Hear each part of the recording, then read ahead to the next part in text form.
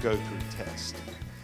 And he takes us through this crucial screening which reveals what we're made of. What am I made of? Well, when no one else is around, what are you made of? Passing the test is the pathway to progress and promotion. Does everyone still want to be promoted? Are you still with me? I think it got a little scary in here for a moment. Do you remember in elementary school or going back to high school of grading your own test? How many of you remember that? Okay. Today, I'd like for you to grade your own test. Don't let anyone see. It's between you and God. Paul said, examine yourselves and see how you're doing in the faith. So today, we're going to examine ourselves. And we're going to see where we are in our faith. You with me? All right, so the test is going to reveal 3 truths. So I want you to find out where you are, what stage of truth you are in right now in your life. There's 3 stages. The first one is inward poverty. The test reveals you have responded poorly at an increasing rate, and you have failed to act obediently. So maybe you're at that stage. See, the Word of God in James says, faith produces what? James says, faith produces works. Faith produces obedience. So Abraham was revealing his faith by obeying God.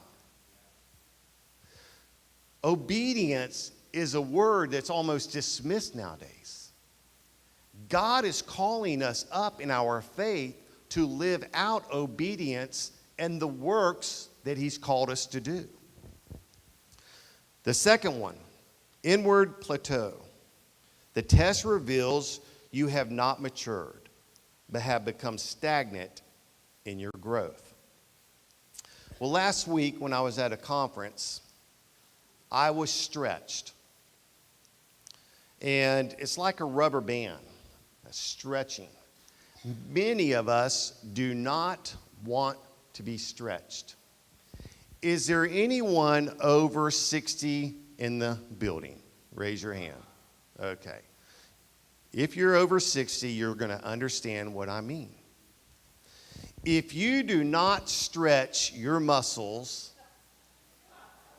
all the time, what happens the older you get? Stiff. You're not as mobile. Well, it's the same way in our faith, in our Christian journey. If we're not stretched, we're going to become stiff and cold and immobile. God is going to stretch you if you really want to be like Jesus. The third truth is inward progress. This test reveals you have grown and have responded better than ever. See, every living thing grows. This last year, I planted some orange trees, lime trees, lemon trees. I've never done anything. And then I planted a mango tree. And the cold front that came through a while back, everything made it except the mango tree. Dead. Cold.